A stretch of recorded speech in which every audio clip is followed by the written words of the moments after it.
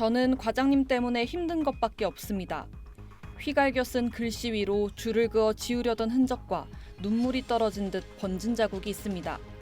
지난 17일 수도권의 한 경찰서 경무과 소속 A 경장이 과장인 B 경정을 원망하는 내용의 유서를 남기고 숨진 채 발견됐습니다. 그러면서 다른 동료나 가족 탓이 아니라는 걸 여러 차례 강조했습니다.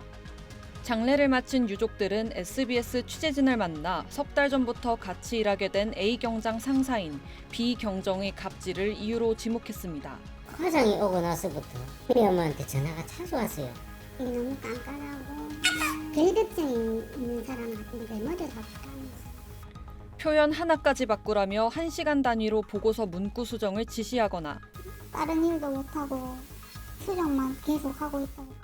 비경정이 에어컨 청소 관리 업무를 하라고 해 휴일에도 출근해야 했고 잡초를 뽑는 화단 정리에 투입되는 등 불합리한 업무 지시가 반복됐다는 겁니다. 에어컨 주말에 청소까지 하고 풀도 뽑아야 되고. 경찰관이 잡초를 왜 뽑아요? 유족들은 A 경장이 최근 석 달 동안 본인 능력이 부족한 것 같다는 자기 비하와 함께 아침이 두려워 잠이 잘 오지 않는단 말을 자주 했다고 분통을 터뜨렸습니다. 업무상 필요성이 있었는지 그리고 근로자에게 이런 정신적 고통을 주었는지를 종합적으로 빈소에 찾아온 비경정은 유족에게 사과하면서도 업무를 꼼꼼히 챙기려 했을 뿐이란 취지로 해명한 걸로 전해졌습니다. 또 해당 경찰서 측은 에어컨 청소는 업체 일정 때문에 주말에 이뤄졌고 화단 정리는 다른 직원들도 함께 했다는 입장인 걸로 알려졌습니다. 취재진은 비경정의 입장을 듣기 위해 여러 차례 연락을 시도했지만 연락이 닿지 않았습니다. 유족들은 감찰 조사를 통해 명백하게 진상이 밝혀져야 한다고 거듭 강조했습니다. 일선에 있는 경찰관들이 이렇게 갑질에 의해서 힘들어하고 목숨까지 버린다면 이건 문제 있는 거 아니냐. 시스템이 문제가 있으면 시스템을 개선해야 되고. SBS 이세연입니다. 지난해 10월 스스로 생을 마친 광주 소방본부 소속 20대 여성 소방관 A씨가 약혼자에게 보낸 카카오톡 메시지입니다. 팀 회식을 했는데 10번이나 토했다. 죽을 것 같다고 애원했다는 대화 내용엔 생전 A씨가 겪은 고통이 고스란히 담겨 있습니다. 오늘 발표된 정부 합동점검단 조사 결과 유족 측이 제기한 음주 강요와 직장 내 괴롭힘 의혹들이 사실로 확인됐습니다.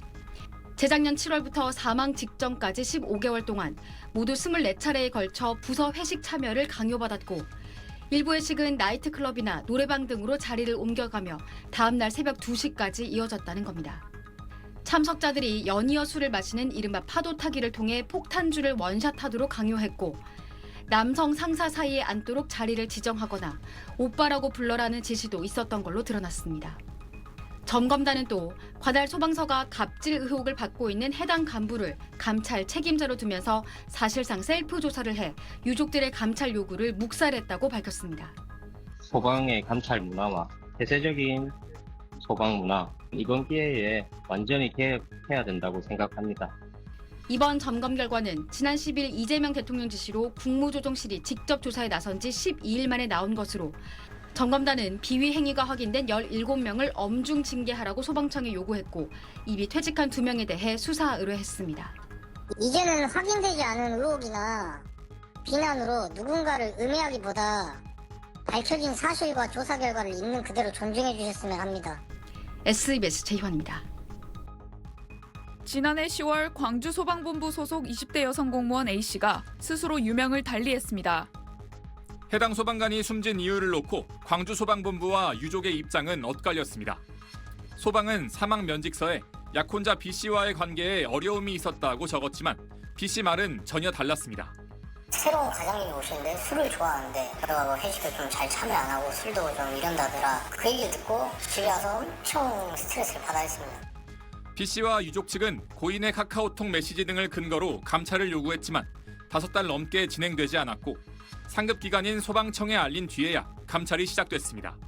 이런 내용을 SBS가 단독 보도한 다음 날 이재명 대통령 지시로 국무조정실의 진상조사가 시작됐습니다. 그 결과 상사들의 음주 강요와 감찰 묵살 등 제기된 의혹들이 사실로 밝혀졌습니다.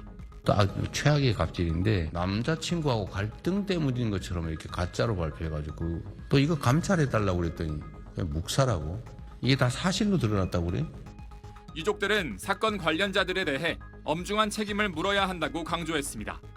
우리 딸뿐만 아니라 본보기가 돼서 앞으로는 다른 분들도 이런 일이 없으셨으면 좋겠어요. 전국 공무원 노동조합 소방본부도 지난주 경찰에 진정서를 제출해 관련 수사가 진행 중입니다. SBS 배성재입니다. 지난해 10월 스스로 생을 마감한 20대 여성 소방관의 직장 내 괴롭힘 의혹과 관련해 가해자로 지목된 상급자 중 한 명이 고인이 숨지기 3개월 전 이미 또 다른 갑질 의혹으로 내부 익명신고 시스템에 신고됐던 인물인 것으로 알려졌습니다. 광주 소방본부에 따르면 고 A 소방교가 숨지기 전 갑질 가해자로 지목된 상급자 중 한 명인 B 소방령은 지난해 내부 익명신고 제도인 레드 휘슬에 신고됐습니다. 고인이 숨지기 불과 약 3개월 전인데 당시에도 부하 직원에 대한 갑질 행위를 했다는 게 신고 이유였습니다. B 소방령은 내부 신고 사실을 인지한 직후인 지난해 7월 8일 밤 고인을 비롯한 부하 직원들에게 레드 휘슬에 찔려 힘들다, 만나자는 취지로 연락을 한 걸로 알려졌습니다. 유족과 노조 측은 인사평정권을 가진 상급자의 요구를 거절하기 어려웠던 A 소방교가 결국 혼자 술자리에 나갔고 노래방 동서까지 강요받았다고 주장했습니다. 결혼을 앞둔 A 소방교가 결국 숨진 뒤 A 소방교의 약혼자가 고인의 생전 문자 메시지를 근거로 본부에 감찰을 요구했지만 본부는 5개월 넘게 감찰도 하지 않아 논란이 됐습니다. 이후 이뤄진 내부 감찰에서도 무혐의 처분된 B 소방경은 지난 1월 상급기관인 광주소방본부의 계장급 내근 보직으로 발령난 걸로 전해졌습니다. 노조에 따르면 외근에서 본부 내근으로 발령나는 건 보통 소방 조직에서는 진급 코스로 여겨집니다.